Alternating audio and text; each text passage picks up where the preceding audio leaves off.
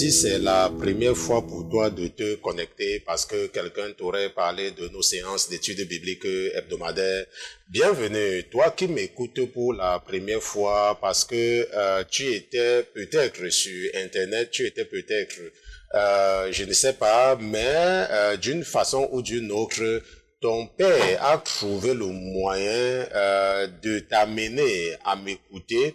Bienvenue à tous ceux-là qui nous écoutent depuis les pays caribéens, depuis les départements et les territoires français d'outre-mer. Bienvenue même à ceux-là qui nous écoutent depuis la France, ceux-là qui nous écoutent depuis la Suisse, depuis la Belgique, depuis l'Afrique, n'est-ce pas, les Amériques, l'Asie.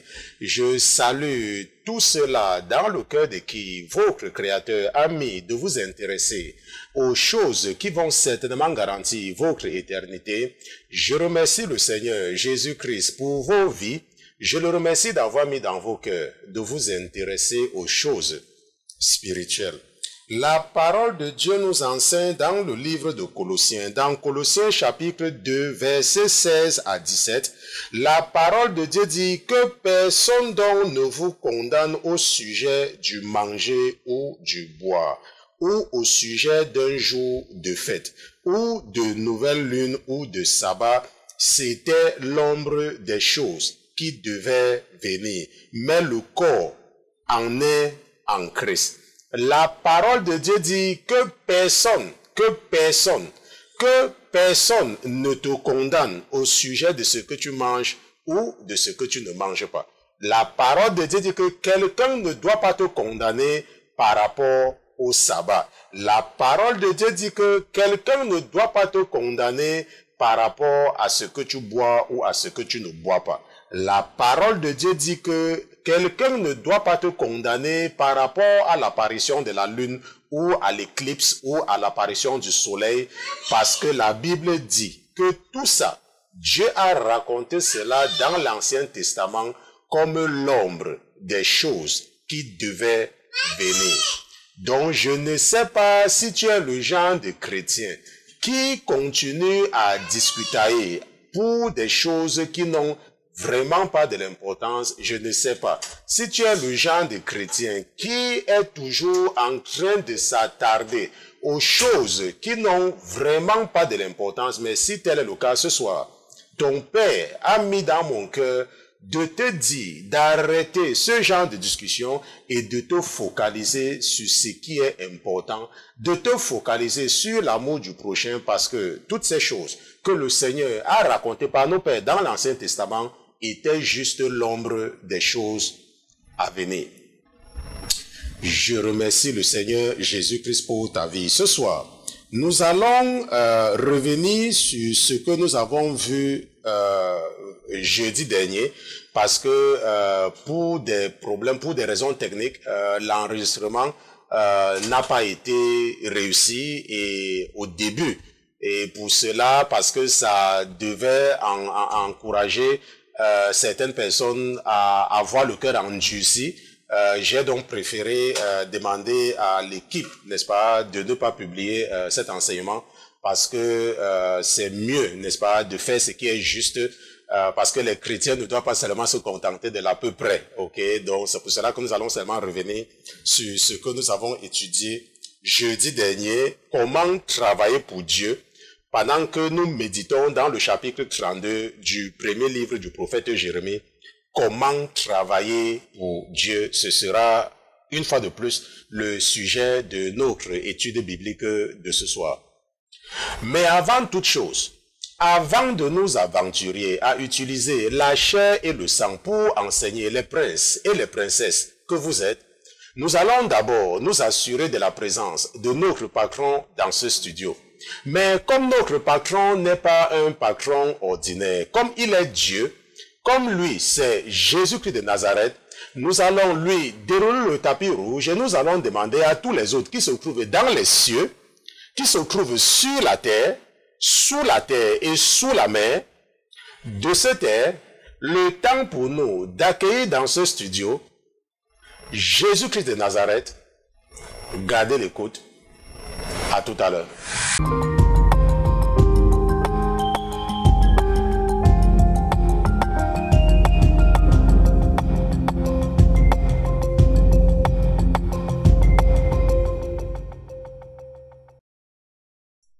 Seigneur Jésus, nous te remercions pour ta présence parmi nous ce soir. Nous te remercions pour ta fidélité.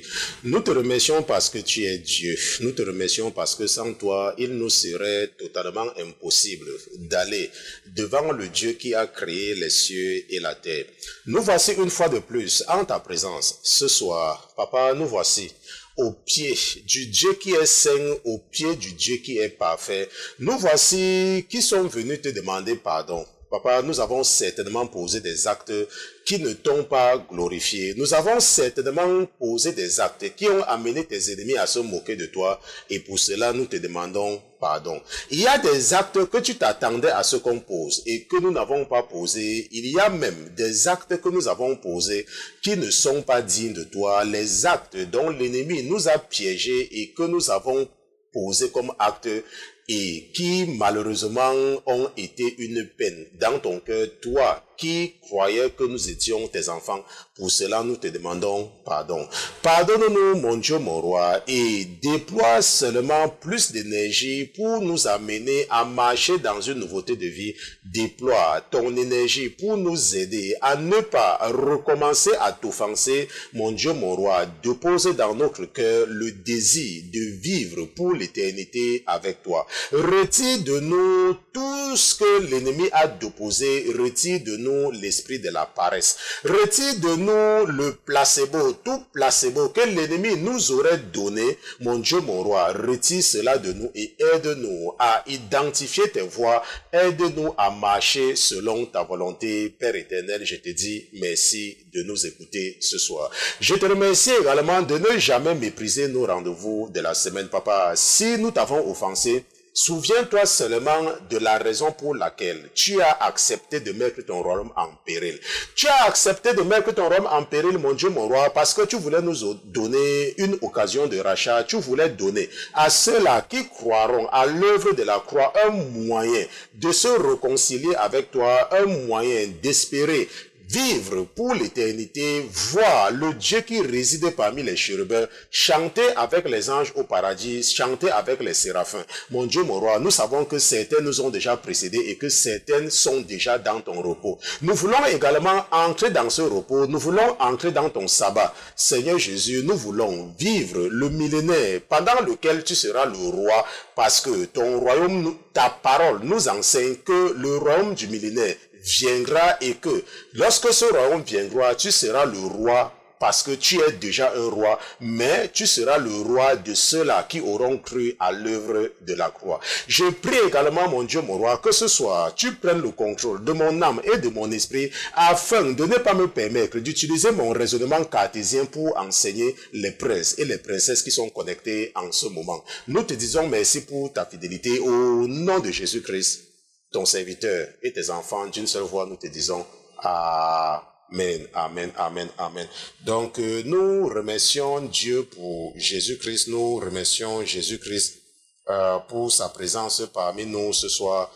Nous le remercions parce qu'il est Dieu, nous le remercions parce que sans Jésus-Christ, il nous serait totalement impossible d'aller devant Dieu parce que Jésus est Dieu. Ok, un jour, Philippe lui a demandé, Seigneur, montre-nous le Père et cela nous suffit. Et Jésus a répondu, Philippe, ça fait longtemps que je suis avec toi et tu veux dire que tu ne m'as pas connu? Celui qui m'a vu a vu le Père. Et pourquoi dis-tu, montre-nous le Père?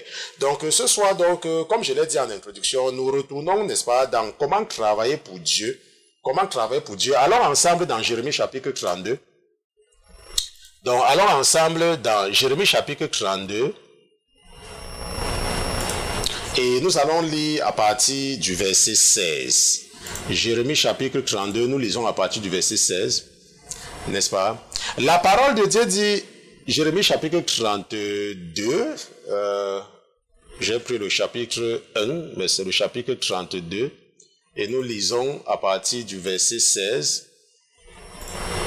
La Bible dit que, et après que j'eus remis à Baruch, fils de Néruja, le contrat d'acquisition, je fis ma prière à l'Éternel en disant, ah, Seigneur éternel, voici tu as fait le ciel et la terre par ta grande puissance et par ton bras étendu, aucune chose ne te sera difficile.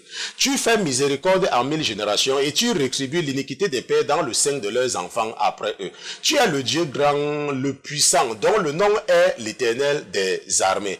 Grand en conseil et puissant en exploit, tu as les yeux ouverts sur toutes les voies des enfants des hommes pour rendre à chacun selon ses voies et selon le fruit de ses œuvres. Tu as fait des signes et des prodiges au pays d'Égypte jusqu'à ce jour et en Israël et parmi les hommes, et tu t'es acquis un renom tel qu'il est aujourd'hui. Tu as retiré du pays d'Égypte Israël, ton peuple, avec des prodiges et des miracles, à main forte et à bras étendus et avec une grande terreur. Et tu leur as donné ce pays que tu avais juré à leur père de leur donner, pays où coule le lait et le miel. Je vais lire jusqu'au verset 25. N'est-ce pas? Et ils vinrent et en prirent possession, mais ils n'ont point obéi à ta voix et n'ont point marché dans ta loi. Ils n'ont rien fait de tout ce que tu leur avais commandé de faire. C'est pourquoi tu as fait que tout ce mal leur est arrivé. Voici, les terrains s'élèvent contre la ville pour la prendre, et la ville va être livrée entre les mains des Chaldéens qui combattent contre elle, et abandonnée à l'épée, à la famine et à la peste. Ce que tu as dit est arrivé, et voici, tu le vois. Et le verset 25 dit, et néanmoins, Seigneur éternel, tu m'as dit, achète ce champ à prix d'argent et prends-en des témoins, et la ville est livrée entre les mains des Chaldéens. Donc, en d'autres termes, et la ville est en train de tomber, n'est-ce pas? Parce que si tu as lu Jérémie chapitre 32, n'est-ce pas, tu sais que ceci-là, c'était au début, n'est-ce pas? On dit que c'était à la 10e année, n'est-ce pas, du règne de Sédécias, au début. Et nous savons que Jérusalem va tomber à la 11e année. Donc, et que nous savons également, n'est-ce pas, si tu as étudié avec nous le livre des rois, n'est-ce pas, le siège va durer 18 mois, n'est-ce pas, entre 18 et 20 mois. Ok, donc ça, c'est pratiquement, la ville est en train de tomber. Et Jésus a dit à Jérémie la veille que voilà, ton neveu vient, n'est-ce pas, pour te vendre le terrain. Achète le terrain, n'est-ce pas, de la part de ton neveu. La Bible dit que le lendemain, donc, le neveu de Jérémie est venu, n'est-ce pas, pour lui vendre le terrain. Parce que rappelle-toi, si tu as également lu, n'est-ce pas, le Pentateuque, si tu as étudié le Pentateuque avec nous, n'est-ce pas, la loi sur la vente des terrains avait été établie par Dieu pour empêcher que certaines tribus aient plus que les autres. Donc, Dieu les avait dit que quelqu'un ne peut pas acheter le terrain. Donc, quelqu'un de la tribu de Nephtali ne peut pas aller acheter le terrain de quelqu'un de la tribu de Gad, n'est-ce pas? Les terrains doivent se vendre entre eux, pour que chacun maintienne, n'est-ce pas, son territoire, tel que, n'est-ce pas, ils avaient reçu par tirage au sort au temps de Josué. C'est pour cela que si tu étais de la tribu de Benjamin, tu ne pouvais pas vendre ton terrain à quelqu'un de la tribu de Juda. On se comprend? Donc il faut comprendre que c'est pour cela. Bon, maintenant, et la Bible dit donc que malgré le fait que Jésus, c'est lui qui a dit à Jérémie, n'est-ce pas, c'est Jésus qui a dit à Jérémie que Jérusalem va tomber. Et nous savons que l'Esprit de l'Éternel est arrivé sur Jérémie, n'est-ce pas, depuis le temps de Josias. N'est-ce pas, depuis le temps de Josias. Il a dit que ceci va arriver. N'est-ce pas, que cela va arriver. Et la Bible dit donc qu'à la 10e année, le même Dieu est en train de dire à Jérémie d'acheter le terrain. Et nous savons qu'on achète un terrain que si les choses vont aller bien. On se comprend, c'est si les choses vont marcher. Mais Jérémie ne pose pas la question à Dieu. Mais pourquoi est-ce que tu me demandes d'acheter le terrain? La Bible dit que le lendemain, lorsque Anaméel, le neveu de Jérémie, dont le fils de son oncle est venu, Jérémie a seulement fait ce qu'on lui a dit. Rappelle-toi, le sujet de l'étude biblique, c'est comment travailler pour Dieu. N'est-ce pas? Comment travailler pour Dieu. Comment travailler pour Dieu. Et la Bible dit que lorsque Jérémie va faire ce qu'on lui a dit, ok, Jérémie, quand il va faire ce qu'on lui a dit, c'est maintenant en ce moment qu'il va aller dire, ok, c'est maintenant en ce moment qu'il va aller demander au Seigneur que moi je ne comprends pas comment toi tu es. C'est toi qui m'as dit, voilà même la ville est en train de tomber. Mais c'est toi encore qui me dis d'aller acheter le terrain, je ne comprends pas. Seigneur, explique-moi. Est-ce que tu vois? Ça, c'est l'attitude du serviteur. Ça, c'est l'attitude du serviteur. Ça, je dis bien ça, c'est l'attitude du serviteur. Et c'est pour cela que, n'est-ce pas, votre Père a mis dans mon cœur, n'est-ce pas, de vous enseigner sur le sujet comment travailler avec Dieu. Et en réalité, lorsque l'esprit qui en moi m'a, n'est-ce pas, demandé d'enseigner cela. Je ne savais pas que c'était vraiment quelque chose de très important, n'est-ce pas, jusqu'à ce que je me retrouve dans une situation semblable, n'est-ce pas, où je dis à une personne, n'est-ce pas, ne fais pas ceci. Et puis, n'est-ce pas, la personne réagit d'une façon rebelle, ok, sans savoir pourquoi. Et c'est pendant que, n'est-ce pas, j'étais en train, et l'esprit m'a donc rappelé, n'est-ce pas, me dit que c'est ça justement que tu es en train d'enseigner, n'est-ce pas, parce que beaucoup n'ont pas l'attitude du serviteur, ok, parfois, lorsque tu t'habitues à quelqu'un, à un moment donné, c'est pour cela que mon pasteur, je comprends parfois pourquoi est-ce que il a toujours beaucoup de distance, parce que parfois, lorsque tu t'habitues à quelqu'un, ou quand tu t'habitues à certaines personnes, la Bible dit que le diable était le responsable de la chorale. N'est-ce pas? Il était le chef des louanges au paradis. Mais il est tombé, pourquoi? À cause de l'orgueil. Pourquoi? Certainement parce que à cause de la position qu'il occupait, à un moment donné, il a cru qu'il était égal à Dieu. Ok? C'est comme il y a beaucoup de gens parfois, parce qu'ils sont proches, n'est-ce pas, du pasteur, à un moment donné, ils n'écoutent plus le message. Et ils pensent qu'ils sont l'égal du pasteur.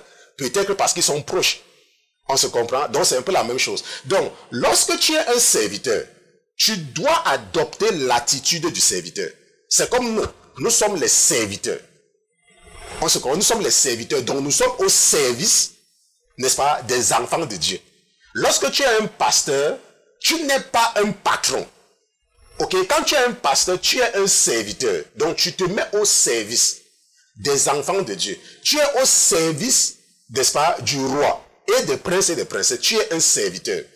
Bon, maintenant, il y a beaucoup de gens qui veulent devenir des pasteurs ou des missionnaires. Ça, je l'ai dit la dernière fois. Mais certains, n'est-ce pas, certains veulent le définir par appel divin, mais d'autres seulement par simple convoitise. Et je vous ai expliqué ça la dernière fois. Il y a des gens qui font le travail de Dieu, pas parce que Dieu les a appelés, mais c'est parce qu'ils le voient, n'est-ce pas? Ils voient quelqu'un, peut-être ils voient le pasteur Christian, et peut-être que les gens ne font que parler du pasteur Christian, et eux aussi disent que non, il faut qu'on parle aussi de moi. Et à un moment donné, un certain démon entre en eux, pour les encourager à commencer à faire le travail de Dieu, alors qu'ils n'ont reçu aucun appel. Et c'est comme ça qu'avec le temps, n'est-ce pas, ils commencent à enseigner des fausses doctrines. Ils commencent à enseigner des choses sur la base du raisonnement humain. Maintenant, pour ceux qui sont au service de Dieu, n'est-ce pas, beaucoup trouvent parfois que c'est difficile, mais si nous nous focalisons seulement sur la récompense, ça veut dire que si tu te mets au service de Jésus-Christ et tu te focalises seulement sur la récompense, alors tu vas bénéficier. Bon, mais si tu regardes les difficultés, parce que ça vient avec les difficultés. Ok, la Bible dit que c'est Jésus qui a choisi les 12. Mais c'est un des 12 qui l'a trahi. N'est-ce pas? Quelque part, je me rappelle, si je ne me trompe pas, dans le livre des Actes, n'est-ce pas? Il y a Paul qui dit que quelqu'un l'a abandonné. Quand ils sont arrivés quelque part, je crois que c'est Démas, l'a abandonné. Donc c'est quelque chose qui est régulé. Donc si par exemple, toi, tu fais ça, il n'y a rien, je dis souvent que la Bible dit, ça ce n'est pas moi, qu'il n'y a rien de nouveau sur le soleil. Il n'y a rien de nouveau. Il n'y a pas quelque chose que tu peux faire pour dire que oh, tu es la première personne à le faire. Plusieurs personnes l'ont fait avant. Ok. Maintenant, la Bible nous raconte également la vie de plusieurs serviteurs et servantes fidèles de Dieu. Certains commencent bien, n'est-ce pas, pour finir mal, et d'autres restent fidèles jusqu'à la fin. Lorsque nous étions au livre des rois, nous avons par exemple vu le cas de ce jeune roi, n'est-ce pas, que lorsque son mentor était toujours en vie, il respectait la parole de Dieu, mais dès qu'il est mort, n'est-ce pas, il s'est détourné de Dieu, n'est-ce pas, si je ne me trompe, ça doit être Josiah, bon ça c'est en anglais, si c'est Josias, pas parce que bon, vous savez que j'utilise souvent en anglais, n'est-ce pas, c'est Josiah, bon, je vais retrouver comment on appelle ça en anglais, mais c'est dans, n'est-ce pas, le livre des rois. Je n'ai pas envie de rechercher ça, sinon ça va nous perdre le temps. Maintenant, la dernière fois, je vous ai dit qu'il y a un principe mathématique qui est efficace, n'est-ce pas? Ça s'appelle, n'est-ce pas, la démonstration par l'opposé, n'est-ce pas? Ça veut dire que pour prouver qu'une proposition est vraie, n'est-ce pas, tout ce que tu as fait, c'est que tu supposes que la proposition est fausse et tu arrives à la conclusion que ta supposition elle-même, elle est fausse, n'est-ce pas? Ça s'appelle la démonstration par contradiction, n'est-ce pas? Donc, je veux démontrer que quelque chose est vrai. Je vais d'abord supposer que cette chose-là est fausse et j'arrive à la conclusion que ma supposition est fausse. Ça, c'est une technique mathématique très puissante. Et parce que c'est la démonstration la plus facile. Ok? Parce qu'il y a une seule façon d'être vrai, mais il y a plusieurs façons d'être faux. Donc, si je veux démontrer que quelque chose est faux, il me suffit seulement de trouver un contre-exemple. On se comprend? Donc, ce que nous allons faire, c'est que nous allons d'abord voir, n'est-ce pas, ce qui prouve que tu n'es pas au service de Dieu. Parce que le sujet de l'étude biblique, c'est comment travailler pour Dieu. Ok? Mais nous allons d'abord voir ce qui peut d'abord t'aider. N'est-ce pas? Toi qui m'écoutes, à savoir que tu n'es pas au service de Dieu. Parce que je vous ai toujours dit tout le temps que ce n'est pas le fait de dire que peut-être que tu es sur les réseaux sociaux, tu as un groupe ceci, tu es peut-être que ceci, ou bien tu es un pasteur, tu as une église que tu es servi de Dieu. Non. Beaucoup sont pasteurs par convoitise. Beaucoup ont des groupes ou des forums sur les réseaux sociaux par convoitise. Est-ce que c'est vrai? Ce n'est que par convoitise. Dieu ne les a pas appelés. Et je vous ai toujours dit ça plusieurs fois. Lorsque Dieu t'appelle, hein, je ne sais pas. Lorsque Dieu t'appelle, ce n'est pas le rêve, hein. Ce n'est pas quelque chose que tu restes comme ça, tu imagines. Quand Dieu t'appelle, c'est quelque chose de concret. Dieu ne va pas t'appeler, il ne va pas te donner l'impression. Ce n'est pas que tu vas penser, hein, que tu vas croire. Donc si jusqu'à présent tu es au service, ou tu crois que tu es au service de Dieu, alors que tu n'as jamais reçu la confirmation de ton appel, c'est une perte de temps. Ce que tu fais là, c'est que comme on dit parfois, n'est-ce pas, tu cours dans le sac. Parce qu'à la fin de la journée, ta nature véritable va te rattraper.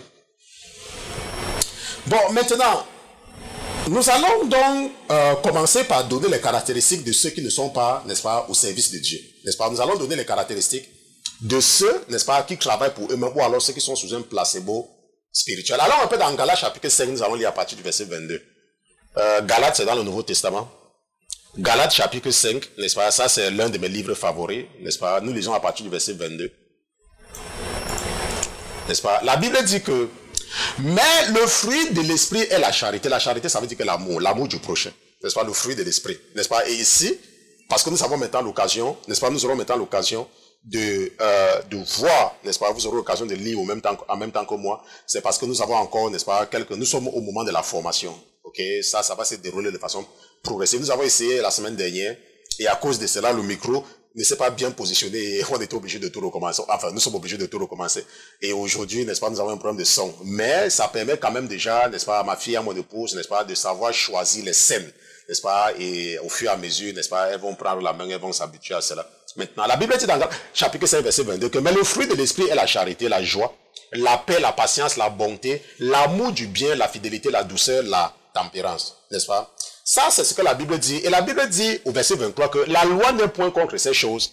Et or, ceux qui appartiennent à Christ ont crucifié la chair avec ses passions et ses désirs. Et la Bible dit que si nous vivons par l'esprit, ici là, esprit ici c'est avec E majuscule, ça veut dire que si nous vivons par le Saint, ça veut dire en réalité que si le Saint-Esprit vit en nous, ok, c'est ce que ça veut dire. Si nous vivons par l'Esprit, ça veut dire que si le Saint-Esprit vit en nous, marchons aussi avec le Saint-Esprit. Donc, marchons aussi par l'Esprit. Marchons aussi avec le Saint-Esprit. Donc, si le Saint-Esprit est en toi, il faut qu'on voit, n'est-ce pas, que le Saint-Esprit est en toi. Ça ne doit pas être que la bouche. Ok? Ne recherchons point la vaine gloire en nous provoquant les uns les autres et en nous portant envie les uns aux autres. Par exemple, tu as un groupe, tu ne veux pas que les gens publient dans ton groupe. Tu as peut-être, je ne sais pas quoi, n'est-ce pas? Tu es seulement d'accord avec ceux qui sont d'accord avec toi. Ok? Ça, c'est contre la parole de Dieu. Si tu as par exemple un forum chrétien, tu as par exemple un groupe, et tu ne veux pas qu'on publie quelque chose et que ce n'est pas de toi, l'esprit qui est en toi ne peut pas être l'esprit de Dieu. Ce n'est pas vrai, parce que la Bible dit que en nous provoquant les uns, en portant envie les uns aux autres, ne recherchons pas la vaine gloire. Est-ce que ce n'est que toi, ce n'est que lui, oh c'est lui, c'est lui, c'est elle, c'est elle, c'est elle, non. Si tu as ce genre d'esprit-là, l'esprit qui est en toi ne peut pas être l'esprit de Dieu, parce que c'est contre la parole de Dieu. Est-ce qu'on se comprend? C'est seulement contre la parole de Dieu. Maintenant, si nous retournons au verset 22, la Bible dit que le fruit de l'esprit, ça veut dire que si le Saint-Esprit est en toi, la Bible dit que le fruit du Saint-Esprit, ça veut dire que la preuve que le Saint-Esprit est en toi, c'est l'amour du prochain. C'est la charité, l'amour du prochain. Ça, c'est la preuve. Quand tu aimes les gens, tout le monde, sans tenir compte de la tribu, du pays, ainsi de suite, n'est-ce pas? C'est la preuve que l'esprit est en toi. La joie, tu es toujours joyeux. Que tu aies perdu ton travail, que peut-être ta femme t'a abandonné, que ce soit, tu es toujours dans la joie. Sans faire les efforts, hein? Et je vous assure que c'est sans faire les efforts. Ce n'est pas que quand tu vas vouloir être triste, tu vas te rappeler de Galates chapitre 5, verset 22, tu vas être dans la joie forcée, non. C'est naturel, il n'y a rien qui t'inquiète. On se comprend? La paix. Tu n'aimes pas avoir les problèmes avec les gens. Et quand les gens ont les problèmes, tu cherches toujours à les arranger. La patience, tu connais attendre. Tu ne te presses pas. Peut-être que tu as envoyé un message au pasteur, le pasteur n'a pas réagi, après 2 heures, tu te fâches. Que depuis 2 heures que j'ai écrit au pasteur, il ne m'a pas répondu. Depuis 1 jour que j'ai écrit... Moi, je vous dis de quoi je parle. Il y a des gens, parfois, ils m'écrivent. Peut-être que même je n'ai même pas touché mon téléphone, peut-être parce que je suis en train d'étudier. Quand je les réponds après, je ne sais pas, peut-être 3 heures ou 4 temps, ils sont fâchés. Oh, le pasteur, j'ai écrit depuis, le pasteur ne m'a pas répondu. N'est-ce pas? La bonté, l'amour du bien, la fidélité. La fidélité veut dire la loyauté. Parce qu'il y a des gens, parfois, ils travaillent avec un pasteur. À un moment donné, le diable entre dans eux. Et ils disent qu'ils vont aussi aller faire pour eux. Et ils ont des problèmes avec leur pasteur. Le ministère que tu as commencé là, Dieu n'est pas dedans. Parce que tu n'es pas fidèle, tu n'es pas loyal. Donc ça, ce n'est pas l'esprit de Dieu.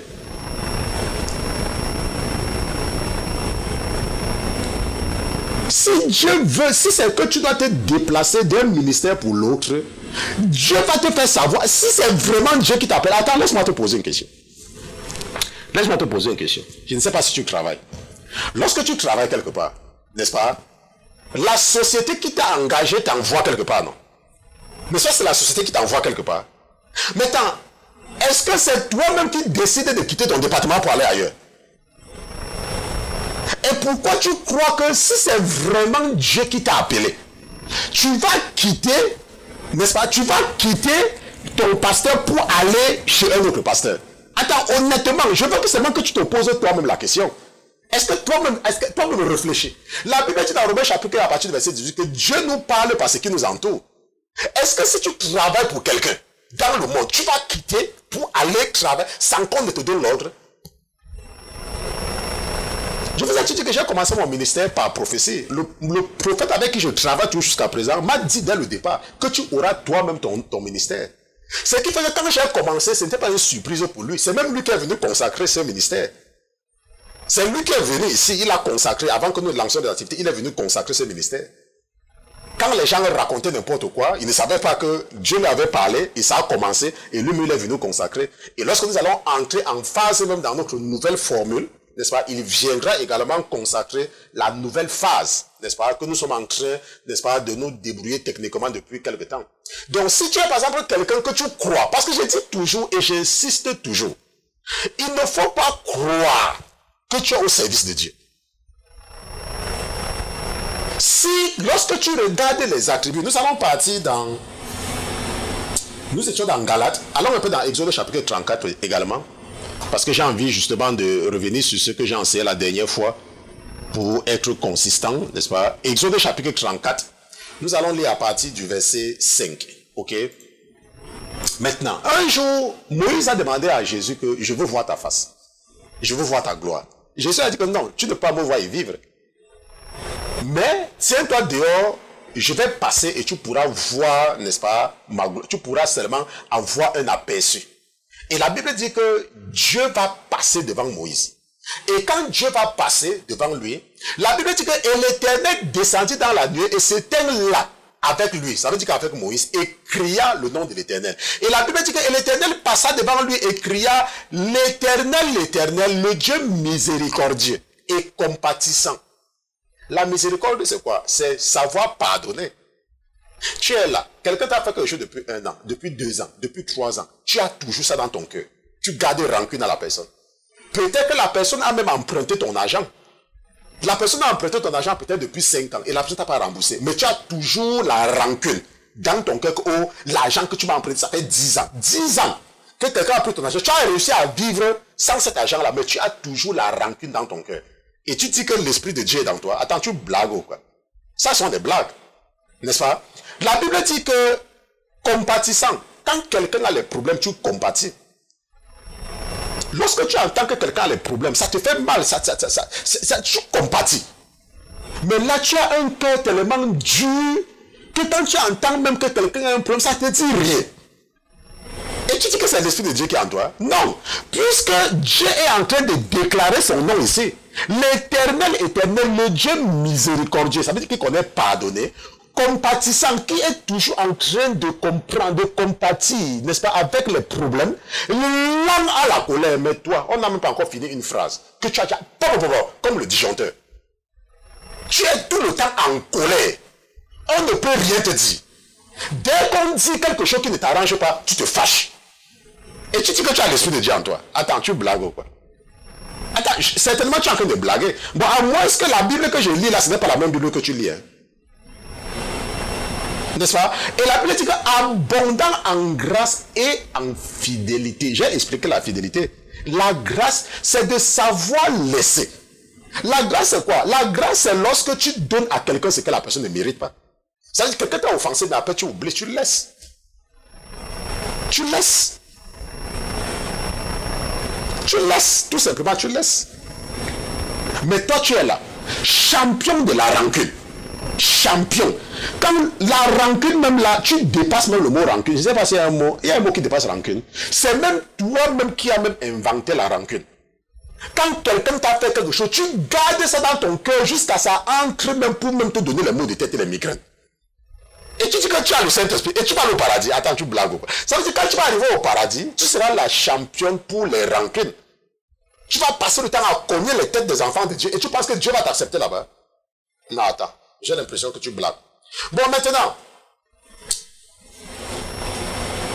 nous avons donc vu que lorsque nous regardons Galates chapitre 5 et nous regardons Exode chapitre 34, nous voyons que lorsque quelqu'un a l'Esprit de Dieu, la personne, parce que c'est ce qui est ressorti, la miséricorde, n'est-ce pas, la compassion, n'est-ce pas, la lenteur à la colère, ça veut dire que tu ne te fâches pas. Comme le disjoncteur. Quelqu'un a dit que tu ne cherches même pas à comprendre, tu te fâches. Ok? La grâce, la fidélité, le pardon, la justice, et puis un Dieu de principe. Ok? Ça veut dire que tu es fidèle à ce que tu dis. Tu as des principes. Quand tu dis que tu vas faire, tu fais. Tu ne dis pas à quelqu'un que je vais faire, et puis quelques minutes après, tu changes d'avis. Non. Ça veut dire que tu dois te poser les questions. N'est-ce pas? Et c'est très important, n'est-ce pas, de t'examiner. Nous allons définir, n'est-ce pas, ce que c'est que serviteur. Ok? Qu'est-ce qu'un serviteur? Donc, un serviteur, par définition, n'est-ce pas, nous pouvons, si je prends même, n'est-ce pas, le dictionnaire, et nous regardons ensemble, si nous partons, n'est-ce pas, dans notre dictionnaire, c'est vrai, j'avais préparé quelque chose pour cela, je ne sais pas là où j'ai mis cela. Donc, si nous regardons la définition de quoi? Regardons la définition de serviteur. De serviteur. Ok? Et l'un des dictionnaires que j'utilise beaucoup, n'est-ce pas, c'est celui-ci, n'est-ce pas, celui du CNRLT, ok? Et là maintenant, si tu regardes bien, n'est-ce pas, si tu regardes ici, là, au deuxième ici, là, que je souligne, la Bible dit que celui qui a voué sa vie au service de Dieu, n'est-ce pas, ça c'est dans le cadre du truc. Mais si nous regardons la première définition ici, là, ici, n'est-ce pas, celui qui a des devoirs, des obligations envers un souverain, un État, une collectivité qui est à leur service, n'est-ce pas? Ça, c'est la définition du Centre national des ressources textuelles et lexicales. Ok, ça, je vous cite ça toujours tout le temps. Et maintenant, vous aurez l'occasion, n'est-ce pas, de voir cela. Mais si nous regardons la définition des serviteurs dans le Larousse, ok, que la plupart des gens utilisent, n'est-ce pas, le Larousse, la Bible dit que c'est celui, n'est-ce pas, si tu regardes là, ok, si tu regardes là, n'est-ce pas, la Bible dit que c'est celui qui est au service d'un souverain, de l'État, d'une collectivité. Ça veut dire que celui qui est au service, n'est-ce pas, quand on dit que tu es un serviteur, tu es au service de quelqu'un, ça veut dire que tu es au service. Ce n'est pas toi qui donnes les ordres, tu reçois les ordres. Donc, comment travailler pour Dieu, ça veut dire comment se mettre au service de Dieu. Comment faire ce que Dieu te demande de faire. En réalité, c'est ce que ça veut dire, n'est-ce pas, par rapport à ce que nous sommes en train de voir dans la définition, n'est-ce pas, du mot serviteur. Donc, un serviteur donc est celui qui fait ce que son patron lui demande de faire. Point. Lorsque tu es un serviteur, tu fais seulement ce que ton patron te dit de faire.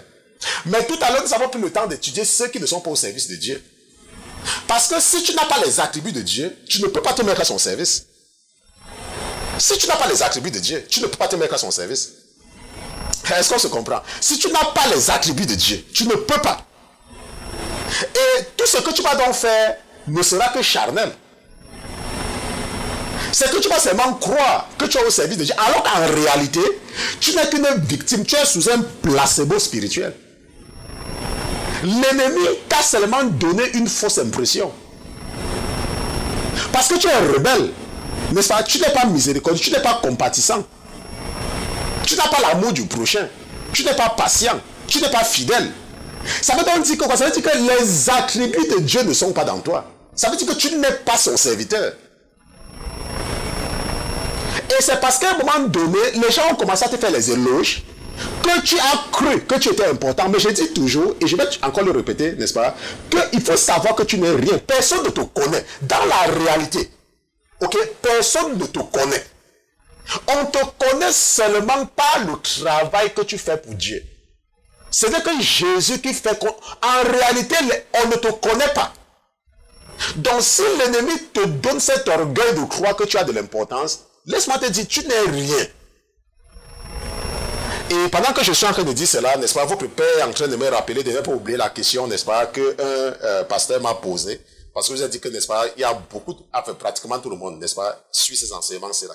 N'est-ce pas, il y a un pasteur qui me posait une question la dernière fois, j'ai seulement écrit, mais je ne vais pas répondre à la question là aujourd'hui parce que j'ai prévu répondre à la question de l'une de vos sœurs, n'est-ce pas, elle a posé une série de questions. Je vais revenir là-dessus pendant, la rubrique passée, j'ai une question, ok.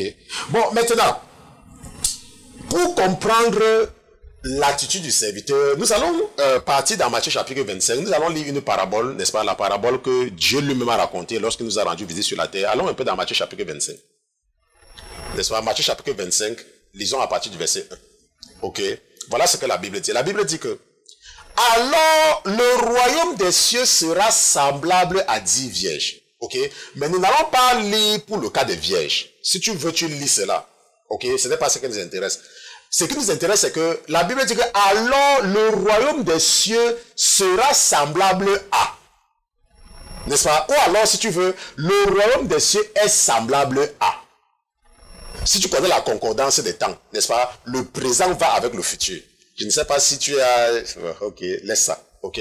Maintenant, la Bible dit que alors le royaume des cieux est semblable à. Parce que Dieu nous parlait toujours en parabole. Maintenant, le royaume des cieux est semblable à quoi? Dans un premier cas, c'est comme les vierges, ok? Ça veut dire ceux qui sont prêts, ceux qui passent le temps à dormir jusqu'à ce que Jésus va venir en train de dormir. Alors, au verset 14, le verset 14 dit, n'est-ce pas, si je vais là-bas rapidement, au verset 14, n'est-ce pas, le royaume des cieux est semblable à un homme qui, s'en allant en voyage, appela ses serviteurs et leur remit ses biens. Et à l'un, il donna 5 talents, à l'autre 2, et à l'autre 1, à chacun selon ses forces, et il partit aussitôt. La Bible dit qu'il donna à chacun selon ses forces. Ça veut dire quoi? Ça veut dire que Dieu, rappelle-toi, c'est Jésus qui parle ici. Donc la Bible dit que Dieu donne à chaque personne selon ses forces. À certains, il peut donner beaucoup de dons. À d'autres, il peut donner un peu beaucoup. À d'autres, il peut donner un peu de dons. Et à d'autres, il peut seulement donner petit. Et ça, c'est selon les forces de chacun. Moi, lorsque, n'est-ce pas, j'ai commencé à marcher avec le Seigneur, n'est-ce pas, c'est quand tu commences à recevoir, à commencer à voir certaines choses, ça peut te donner parfois de l'orgueil, n'est-ce pas, comme d'ailleurs beaucoup de personnes. Et pour moi, n'est-ce pas, je voulais que les promesses de Dieu s'accomplissent vite. Ok, comme n'est-ce pas, le prophète avait dit que non, tu seras un prophète, n'est-ce pas, les gens vont voyager partout dans le monde seulement pour venir te voir, et ainsi de suite, n'est-ce pas. Je vous dis ça tout le temps. Par exemple, quand ça va arriver, il ne faut pas dire que le pasteur n'avait pas dit. Ok. Maintenant, donc, à un moment donné, n'est-ce pas, je disais, oh Seigneur, il faut accomplir, oh Seigneur, c'est toi qui avais dit ça. Quand les gens ont commencé à venir seulement un peu là, je n'arrivais pas à dormir, j'ai dit, oh non, attends, il faut attendre encore un peu. Ok. Parce que lorsque Dieu, quand tu es au service de Dieu, n'est-ce pas, tu ne dors pas. Donc parfois, tu peux voir un pasteur, tu dis que, oh, je vais être comme le pasteur là. Tu peux faire ce que le pasteur a fait.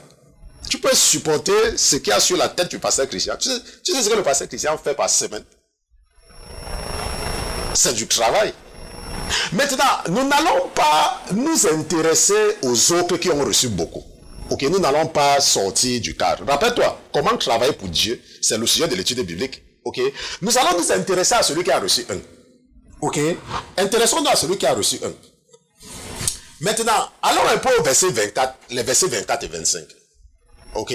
La Bible dit que celui qui a reçu la Bible dit que mais celui qui n'avait reçu qu'un talent vint et dit, Seigneur, je savais que tu es un homme Dieu qui moissonne où tu n'as pas semé et qui recueille où tu n'as pas répandu. C'est pourquoi, te craignant, je suis allé, j'ai caché ton talent dans la terre. Voici, tu as ce qui est à toi. Donc, la Bible nous dit que celui qui avait reçu un n'a rien fait de son talent. Maintenant, mais si tu réfléchis très bien, la réalité c'est qu'il n'est pas paresseux. Parce que s'il n'était pas un travailleur, on ne devait même pas lui donner quelque chose. Est-ce que tu me comprends? Si tu médites, parce que la Bible c'est un livre spirituel, ça c'est quand je lisais cela que l'esprit que j'ai reçu dans la maladie me disait. La réalité avec celui-ci là, ce n'est pas qu'il était paresseux. La réalité c'est qu'il s'est focalisé sur ce que les autres ont reçu. Comme on a donné 5 à quelqu'un, on a donné 2 à l'autre, et lui, on a donné que 1. Au lieu de se focaliser sur ce qu'il a, il a commencé plutôt à s'intéresser que mais pourquoi les autres ont. C'est comme il y a beaucoup de gens, n'est-ce pas? Eux, ils ont un message que Dieu leur a donné. Mais ils se rendent compte que le message n'est pas populaire. Et pour attirer l'attention sur eux, ils commencent à attaquer les autres pasteurs. Seulement pour attirer l'attention sur eux. Et comme le diable a beaucoup d'argent, le diable va faire que beaucoup de gens vont maintenant commencer à l'apprécier. Que oui, c'est vrai, c'est vrai. Donc là, c'est un faux pasteur. C'est vrai, ce que tu dis là, c'est vrai. Et c'est comme ça qu'il devient populaire. Est-ce que tu comprends? Donc, celui qui a reçu un talent s'est focalisé sur ce que les autres ont reçu. C'est pour ça qu'on dit toujours que lorsque tu es au service, rappelle-toi, le sujet de l'étude biblique, c'est comment, n'est-ce pas, comment travailler pour Dieu. Comment travailler pour Dieu. Ok? Lorsque tu es au service du Seigneur, rappelle-toi, tu es un serviteur. Donc, si Dieu t'a donné le message de la sanctification, je prends seulement le cas comme moi, parce que je ne peux pas prendre le cas sur quelqu'un d'autre. Focalise-toi sur ce qu'on t'a donné, que ce soit populaire ou pas. Nous avons commencé avec combien? Avec peut-être 5 personnes. Après, nous avons eu 100. Après, nous avons eu 200. Maintenant, nous sommes à 1000. Mais je n'ai pas changé mon langage. Ce n'est pas parce que nous avons passé des mois avec 200 ou 300 abonnés que j'ai changé. Non, je n'ai pas changé mon langage. Lorsque j'ai créé en 2014 la page Facebook La Sainteté FM, je suis resté pendant longtemps peut-être avec 25 personnes, malgré le fait que j'envoie les invitations à tout le monde. Personne ne s'intéressait à mon ministère. Ok? Mais à un moment donné, je pense que quand je regardais la dernière fois, nous sommes passés à plus de 300. En 2014, en 300. Mais rappelle-toi, la Bible dit que la porte qui mène au paradis est une porte étroite. Donc, lorsque si Dieu t'a donné un message, il ne faut pas, parce que les gens ne s'intéressent pas à ton message. Rappelle-toi, tu es un serviteur. Tu es un serviteur.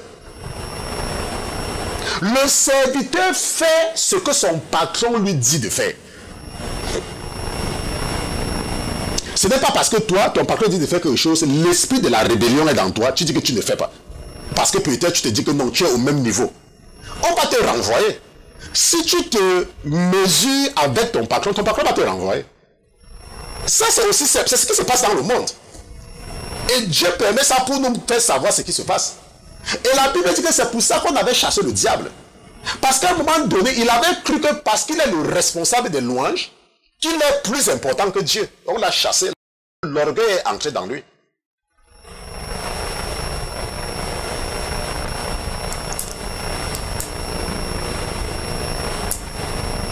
J'espère que quelqu'un est en train de suivre ce que je suis en train de lui dire. Ok? Bon, maintenant, ce qu'il faut comprendre, c'est que nous sommes des serviteurs. Et allons un peu dans Éphésiens chapitre 4, nous allons lire à partir du verset 11. Éphésiens chapitre 4. Nous lisons à partir du verset 11. N'est-ce pas? Je sais que ma fille là-bas à son niveau est en train de se débrouiller, même comme il n'y a pas le son, n'est-ce pas, de savoir choisir les scènes. Parce que la chose la plus importante, c'est de savoir choisir les scènes. Quand est-ce que me montrer seulement en plein, quand montrer les versets et tout, n'est-ce pas, c'est tout cela, n'est-ce pas, mon épouse et elle, elles sont en train de se débrouiller là-bas. Maintenant, Éphésiens chapitre 4, verset 11 dit, c'est aussi lui qui a établi les uns apôtres, les autres prophètes, les autres évangélistes et les autres pasteurs et docteurs. Donc, lorsque tu es un serviteur, s'il te plaît, contente-toi de faire ce que toi tu as reçu. Ne t'intéresse pas aux autres. Toi, fais ce que toi tu as fait. Quel est le message que tu as reçu? Bien évidemment, je dis toujours que si c'est Dieu qui t'a effectivement donné le message, tu ne me dis pas que tu es pasteur parce que tu as que tu crois. Non. Quel est le message que tu as reçu? est-ce que si quelqu'un te pose une question maintenant là, toi qui as un forum sur WhatsApp là, toi qui as un forum sur Facebook, toi qui es dans la rue pour l'évangélisation, toi qui as ouvert une église, toi qui fais ce que tu fais là, si quelqu'un te pose la question, quand est-ce que Dieu t'a parlé, quand est-ce que Dieu t'a donné ton ministère, est-ce que tu peux répondre? Attends, quand est-ce que si on te pose la question, quand? Mais un jour, tu t'es levé, quelques 2 ou 3 agents du diable ont commencé à t'encourager. Après, peut-être 50 agents du diable ont commencé à t'encourager. L'orgueil est ancré dans ton cœur. Tu as commencé quelque chose. Et tu dis que Dieu est là. Ce n'est qu'une question de temps. Et quand tu as commencé, maintenant, quand un autre pasteur vient mettre quelque chose sur ta chose, tu te fâches. L'esprit qui est en toi, ce n'est pas l'esprit de Dieu. Attends, tu n'es pas au service de Jésus, hein. Je ne veux pas que tu continues à perdre ton temps. Tu n'es pas au service de Dieu. Et je pense que c'est pour ça que votre Père a mis dans mon cœur, n'est-ce pas, d'enseigner ceci. Et lorsque nous avons eu quelques problèmes, parce que je pense qu'à la fin, n'est-ce pas, mon épouse m'a dit que, oh non, ce n'est que le début qui n'est pas bien. Même le frère Pierre a dit que, oh, pasteur Christian, je pense que nous pouvons publier, ce n'est que le début qui est bien. Mais l'esprit qui est à moi a insisté que non, je veux qu'il faut revenir sur cet enseignement. Parce qu'il faut que ce soit, que quelqu'un écoute du début à la fin sans que le diable n'endurcisse le cœur. Et c'est pour ça que nous avons vu que, n'est-ce pas, nous n'avons pas publié cet enseignement-là jeudi. Parce que on ne voulait pas, n'est-ce pas, que le diable encourage les gens parce que le son n'est pas bien au départ. Dit que, je ne comprends même pas bien. Maintenant, là, tu vas bien comprendre. Maintenant, dans 1 Corinthiens chapitre 12, n'est-ce pas, à partir du verset 1, la Bible dit que 1 Corinthiens chapitre 12 verset 1, la Bible dit que pour ce qui est des dons spirituels, je ne veux pas, frère, que vous soyez dans l'ignorance. Pour ce qui est des dons spirituels, je ne veux pas que vous soyez dans l'ignorance. Maintenant, écoute un peu, n'est-ce pas? Je ne veux pas lire la partie là, ça ne nous intéresse pas beaucoup, n'est-ce pas? À partir du verset 4, la Bible dit que, or, il y a diversité de dons, mais un même esprit. Il y a diversité de dons, mais un même esprit. Il y a aussi diversité de ministères, mais un même Seigneur. Il y a aussi diversité de ministères. Parce qu'il y a des gens parfois, parce qu'un pasteur ne parle que des miracles, il dit que c'est un faux pasteur. Et tu passes le temps à parler mal de quelqu'un que Dieu a donné un message, un ministère, pour édifier et exhorter les enfants de Dieu. Tu dis que non, parce que toi tu n'as que le message de la sanctification. Toute personne qui ne parle pas dans la sanctification, non, c'est le diable qui l'a envoyé. La Bible dit qu'il y a aussi diversité de ministères, mais un même Seigneur. Maintenant, écoute très bien. Il y a aussi diversité d'opérations, mais le même Dieu qui opère toutes choses à tous. Maintenant, écoute, je vais te montrer. Or, la manifestation de l'Esprit est donnée à chacun pour l'utilité commune, car la parole de sagesse est donnée à l'un par l'Esprit, la parole de science est donnée à l'autre par le même Esprit. Un autre reçoit par ce même esprit la foi. Un autre reçoit du même esprit le don de guérir. Un autre reçoit par le même esprit le don de guérir les gens. La Bible dit qu'un autre, les opérations des miracles. Un autre, la prophétie. Un autre, le discernement des esprits. Un autre, la diversité des langues. Et un autre, le don d'interpréter les langues. Voilà tout cela. Mais toi, tu es là à cause de ton ignorance. À cause du fait que c'est un démon qui était ancré dans toi pour te donner une fausse impression de Jésus. Et tu as commencé à faire le bruit sur les réseaux sociaux. Les gens ont commencé à s'intéresser à toi.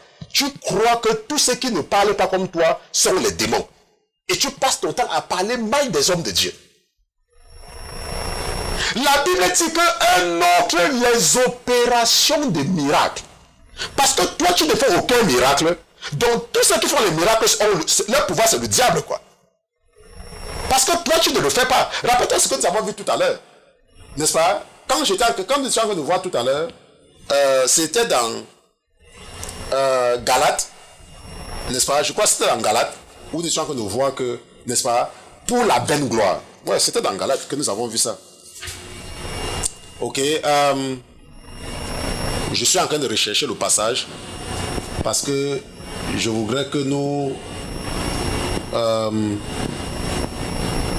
ouais, c'est que dans Galates, Galates chapitre 5, bon, je vais revenir là-dessus, parce qu'il faut que je revienne là-dessus. Alors on peut dans Galates chapitre 5. Galates chapitre 5. Nous allons lire à partir du verset 22. N'est-ce pas? Et Galates chapitre 5. Ok. Ok, c'est ça ici. Galates chapitre 5, verset 26. La Bible dit que ne recherchons point la vaine gloire en nous provoquant les uns les autres et en nous portant envie les uns aux autres. C'est ça que je cherchais. L'esprit c'est que non, je veux que tu retournes là-bas, n'est-ce pas? Ça, c'est ce que la parole de Dieu dit. Et ce que nous venons de voir, n'est-ce pas, dans 1 Corinthiens chapitre 12, la Bible dit qu'il y a plusieurs ministères. Mais toi, parce que Dieu ne t'a pas donné le don d'opérer les miracles, toute personne qui fait le miracle, tu dis que la personne est possédée. Attends, tu blagues. Et tu crois que tu as l'esprit de Dieu en toi? Non. C'est parce que tout ce que tu fais, c'est parce que tu veux que les gens s'intéressent seulement à toi. C'est pour ça que pour que les gens s'intéressent seulement à toi, tu dois dénigrer les autres. Oh, le pasteur là, il ne fait que dire que les femmes ne doivent pas porter les pantalons. Il ne fait que dire que les femmes ne doivent pas mettre les masques. Attends, c'est toi qui m'as appelé au ministère. Tu sais la personne qui m'a... Moi, j'ai reçu le message. Même le pasteur, même que je suis avec lui tout le temps, ne s'oppose pas à mon message. Lui, il n'en parle pas parce que ce n'est pas le message que lui, il a reçu. Mais il ne s'oppose pas parce qu'il faut comprendre que moi, je ne m'oppose pas au pasteur Martin. Le pasteur Martin est spécialisé dans la délivrance. Je ne cherche pas à savoir que, oh, pourquoi lui fait seulement la délivrance. Ce n'est pas mon problème. Ton problème, c'est que focalise-toi sur ton ministère. Est-ce que tu me comprends? Rappelle-toi, le sujet de l'étude biblique, c'est comment travailler pour Dieu. Focalise-toi sur ce que toi, on t'a demandé de faire. Laisse les autres faire ce qu'ils ont à faire. Si par exemple un message ne t'intéresse pas, tu n'es pas obligé d'écouter. Et le conseil que je te donne, c'est que si tu connais un pasteur ou tu connais quelqu'un qui dit qu'il est un homme de Dieu et qui passe le temps, n'est-ce pas, à s'intéresser ou à parler des autres, s'il te plaît, il faut t'éloigner. L'esprit, même si la personne te donne l'impression de comprendre la parole de Dieu, l'esprit qui est là, ce n'est pas l'esprit de Dieu. Ce n'est pas l'esprit de Dieu. Comme nous sommes en train de le voir. Maintenant, également, lorsque tu es au service du Seigneur, il faut marcher selon les instructions du Saint-Esprit. Et la dernière chose que nous allons voir, nous allons partir dans Matthieu chapitre 10. Alors un peu dans Matthieu chapitre 10, et nous allons voir quelque chose de très important là-bas. Parce qu'il y a parfois les gens qui ne comprennent pas pourquoi nous agissons souvent, n'est-ce pas? À l'époque, je me rappelle quand mon épouse me disait que, oh, tel est malade, tu ne l'as pas appelé, machin, ainsi de suite. Ok, allons un peu là-bas. Matthieu chapitre 10, verset 14. La Bible dit que, et partout où l'on ne vous recevra pas, et l'on ne vous écoutera, et l'on n'écoutera pas vos paroles, en sortant de cette maison ou de cette ville, secouez la poussière de vos pieds. La Bible dit que tu ne dois forcer personne à écouter la parole de Dieu. Ne forcez personne. Si quelqu'un veut écouter, il écoute. Si quelqu'un ne veut pas écouter, il laisse. Est-ce que tu me comprends? Toute personne qui force, n'est-ce pas, a un esprit satanique. Parce que c'est le diable qui force les gens. Est-ce qu'on se comprend? Et ça, c'est l'une des choses, même lorsque je n'étais pas encore à un certain niveau, que mon pasteur m'avait expliqué dès le départ. Il m'avait dit que, Christian, il ne faut jamais forcer quelqu'un. Toute personne qui force est possédée par un démon. Parce que, regardons un peu, Dieu, il est Dieu, non? Dieu est puissant. Il n'envoie pas les anges avec les épées pour nous forcer à accepter Jésus. Si tu veux, tu acceptes Jésus. Si tu veux, tu n'acceptes pas Jésus. Dieu ne veut pas descendre du ciel pour te forcer d'accepter Jésus. Donc, toute personne qui te force à faire quelque chose, l'esprit qui est dans la personne ne peut pas être l'esprit de Dieu. L'esprit qui est dans cette personne-là ne peut pas. Ne permet pas, n'est-ce pas, à ces esprits de te convaincre que non. Si tu travailles avec quelqu'un qui te force de faire quelque chose, s'il te plaît, l'esprit qui est dans la personne ne peut pas. Si tu es dans une église où on vous force de faire certaines choses, l'esprit là n'est pas. Si tu es dans une église où on vous force de payer la dîme, s'il te plaît, sors de cette église. Un pasteur doit vous expliquer l'importance de la dîme, mais on ne doit pas forcer. Il ne doit avoir aucune structure pour forcer les gens. Parce que je sais qu'il y a les églises où, n'est-ce pas, on me dit que ce sont les églises et on s'assure que tous les membres paient la dîme. Quand tu ne payes pas la dîme, on va te dire que, oh, ma soeur, mon frère, tu n'as pas payé la dîme le mois passé, pourquoi? Sors de cette église-là. Dieu n'est pas là-bas. On ne doit te forcer de rien faire. toute église où on te force de faire quelque chose est satanique. Ça ne dépend pas de ce qui se passe là-bas. Dieu ne nous force pas. Donc tu ne dois pas forcer un enfant de Dieu. Lorsque j'ai appris que ça existait, je ne sais pas qui m'avait raconté cela. J'ai même été sidéré.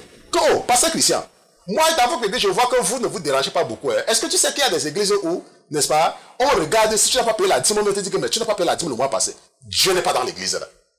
Si tu veux, tu payes ta dîme. Si tu ne veux pas, tu ne payes pas. Si tu veux, tu vas à l'église, tu ne donnes rien. Si tu veux, tu donnes. Tu es libre. Dieu ne force personne. Il n'a jamais forcé personne. Il n'a pas forcé Adam. Il n'a pas forcé Ève. Il n'a pas forcé Moïse. Il n'a pas forcé Abraham. Abraham, quand Abraham partait coucher avec Agar, il n'a pas forcé. Que, oh, tu couches avec elle, pourquoi? Mais c'est juste d'attendre. Dieu n'a pas fait ça. Abraham est parti là coucher avec elle, c'est son problème. Dieu n'a pas forcé David.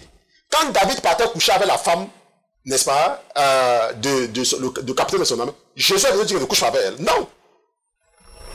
Non. Pourquoi tu forces les gens? Pourquoi tu forces les gens à t'écouter? Pourquoi tu forces les gens à payer la dîme dans ton église? Pourquoi tu forces les gens à donner l'offrande? Pourquoi tu forces les gens à faire ce que tu veux? L'esprit qui est dans toi est satanique.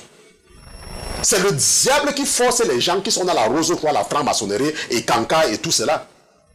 N'est-ce pas? Donc nous sommes donc revenus sur cet enseignement, n'est-ce pas? Comment travailler pour Dieu, et je pense que cette fois-ci, il n'y aura pas de problème et que l'enregistrement s'est bien passé. Et nous allons profiter aujourd'hui pour répondre à la première partie de la question d'une de nos sœurs.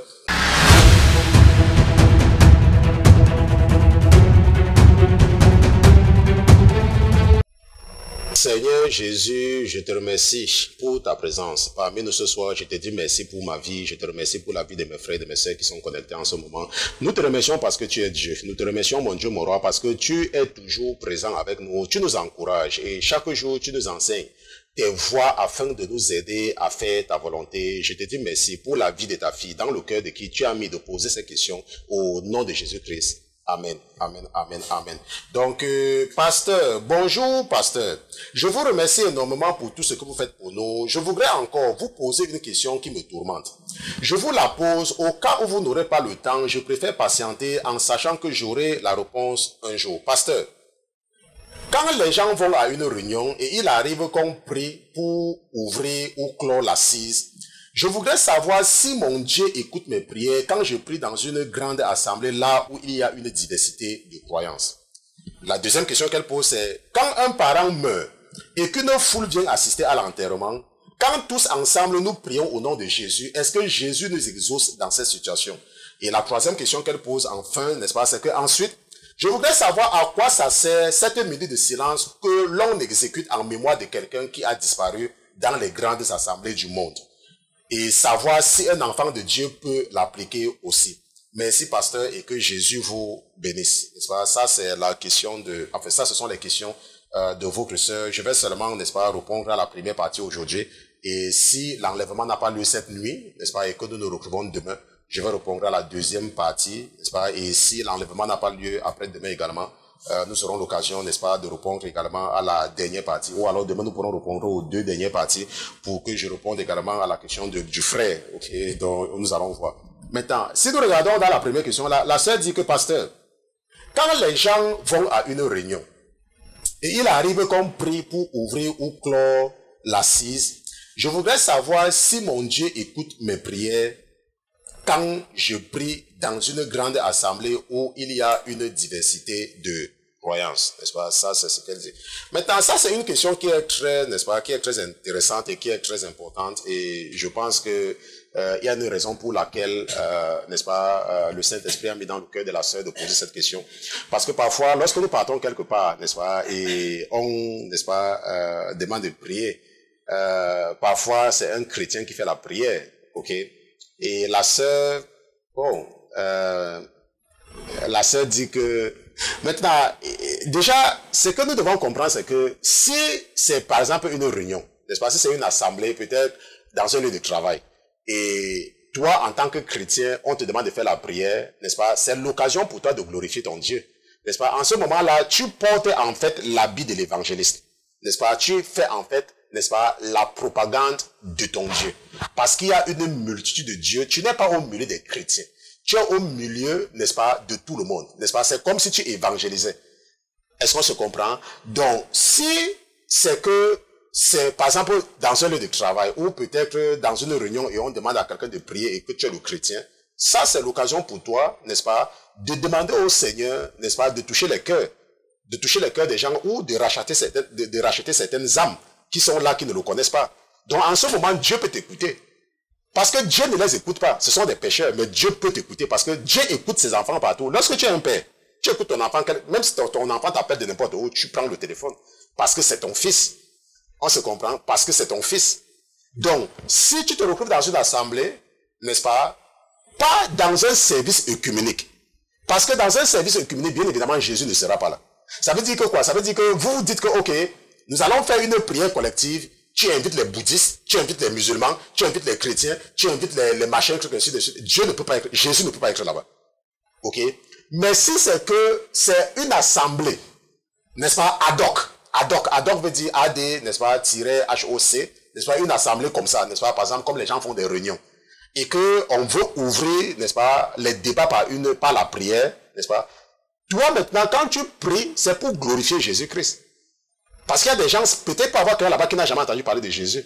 Il peut y avoir des gens qui sont dans des sectes. Il peut y avoir des gens qui sont... Tu peux prier, n'est-ce pas, en orientant ta prière pour exhorter le Seigneur à sauver les âmes. On se comprend. Et Dieu va t'écouter. Parce qu'il écoute, comme je l'ai dit. On se comprend. Maintenant, il faut également savoir que nous, en tant que chrétiens, nous devons toujours... L'objectif numéro 1 d'un chrétien, c'est de sauver les âmes.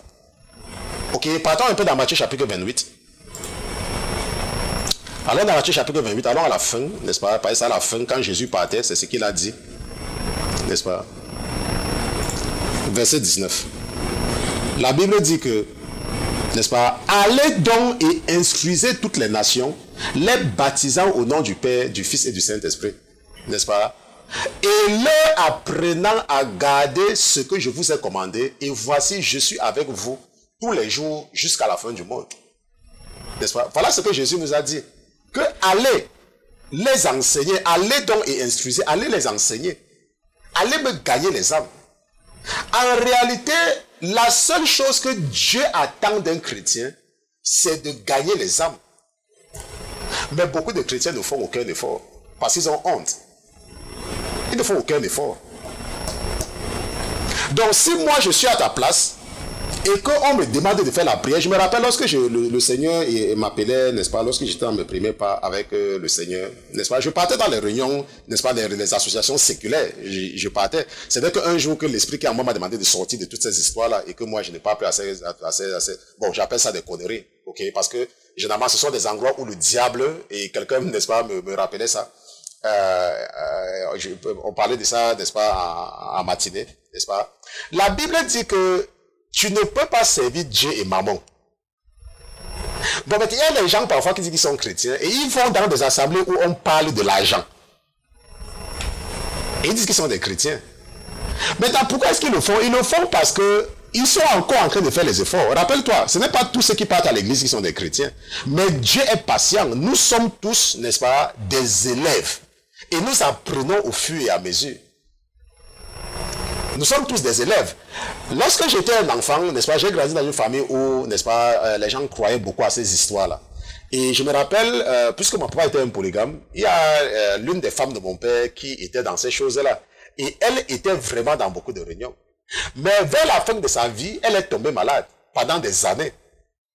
Et elle ne pouvait plus participer à ces réunions. Mais pourtant, elle a bien contribué, n'est-ce pas, pour les autres. Mais le moment venu. Donc parfois, tu peux croire que tu pars dans ces réunions, que oh, quand j'aurai les prêts, les gens vont m'aider. Tu peux aider les gens toute ta vie. Toi, tu n'as jamais de problème.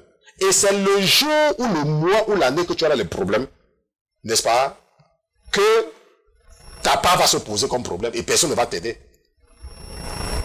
La Bible dit que l'élévation ne vient pas des hommes. L'élévation vient de l'Éternel. L'élévation ne vient pas du nord, ça ne vient pas du sud, ça ne vient pas de l'est, ça ne vient pas de l'ouest. L'élévation vient de Dieu. Lorsque tu es un enfant de Dieu, attends, si vraiment tu es un enfant de Dieu, et que quelque chose de mauvais t'arrive, pourquoi tu accuses le diable? Si tu accuses le diable, ça veut dire que ton Dieu n'est pas donc, ça veut dire que le diable est plus fort que ton Dieu, c'est ce que ça veut dire. Si vraiment tu es un enfant de Dieu, et que chaque fois que quelque chose t'a dit que c'est le diable, ça veut dire en réalité, ça veut dire quoi? Ça veut dire que ton Dieu dépasse Dieu. Et en réalité, comme personne ne dépasse le vrai, ça veut dire que ton vrai Dieu, c'est le diable. Si chaque chose qui t'arrive, c'est le diable. Donc, lorsque tu es un enfant de Dieu, pour aider la soeur à mieux comprendre, ton objectif doit être orienté vers le salut des âmes. Donc, si moi, je suis à ta place, et j'arrive quelque part, en tant que chrétien, on me demande de prier, oh, je vais prier bien. Et c'est ce que je vous disais, quand je partais encore dans ces trucs-là, dans ces trucs du monde, n'est-ce pas, je priais. Il y a beaucoup de gens qui m'ont connu dès le départ à cause seulement des prières que je faisais dans ces endroits-là. Mais le Seigneur m'a demandé à un moment de sortir. Pourquoi? Parce qu'il m'a dit que, il y a un passage dans la Bible, là il m'avait attiré que, il n'y a aucun soldat qui s'embarrasse des affaires du monde s'il veut plaire à celui qui l'a enrôlé comme soldat. Ça, c'est dans la Bible. Ok, je n'ai pas envie d'aller à la parce que nous n'avons pas souvent trop le temps pendant la rubrique, parce que j'ai une question pour que je vous donne toutes les références bibliques. Ok, il n'y a personne. Et la Bible est claire. Il faut que le papa me demande de revenir là-dessus. Je ne sais pas, ça doit être dans 1 Timothée chapitre...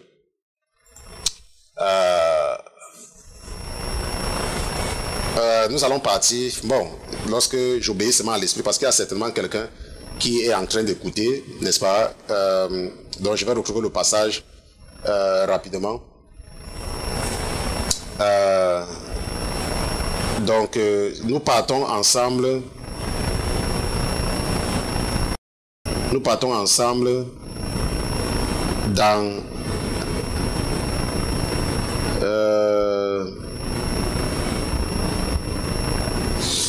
nous partons dans 2 Timothée chapitre 2 verset 4. 2 Timothée chapitre 2 verset 4. La Bible dit que aucun homme faisant la guerre, n'est-ce pas, nous sommes en guerre, nous sommes dans le combat spirituel. La Bible dit qu'aucun homme faisant la guerre ne s'embarrasse des affaires de la vie afin de plaire à celui qui l'a enrôlé. Aucun homme faisant la guerre ne s'embarrasse des affaires de la vie. Donc si tu es un chrétien, tu me dis que, oh pasteur, je suis un chrétien, je fais le travail de Dieu et c'est toi qui es responsable de telle association, responsable de la chose, s'il te plaît. L'esprit qui est dans toi ne peut pas être l'esprit de Dieu. Moi j'aime toujours vous aider, n'est-ce pas, à examiner l'esprit, n'est-ce pas, qui est en vous. Ok? Donc si moi je suis un chrétien et je pars dans une association, on me demande de prier, je vais prier. Qu'il y ait des musulmans ou n'importe quoi, je vais prier. Mais si un musulman est en train de faire sa prière, moi je ne vais pas me demander de fermer sa bouche. Mais quand il fait ça, je bloque mon esprit pendant qu'il prie les démons là, moi je suis dans mon Jésus. Parce que c'est à eux qu'on a demandé de prier. Je dis que si je me retrouve dans une assemblée, si ce n'est pas que je sors pour me mettre dehors, ils finissent de faire les choses avant que je vienne. Ok? Et c'est pour ça que Dieu nous conseille d'ailleurs même de ne pas nous embarrasser des affaires de la vie. Parce que si tu ne t'embarrasses pas, tu ne vas même pas d'abord te retrouver dans ce genre de situation. On se comprend. Donc, c'était donc, n'est-ce pas, la réponse, n'est-ce pas, à la première partie de la question de votre sœur. C'était la rubrique pasteur.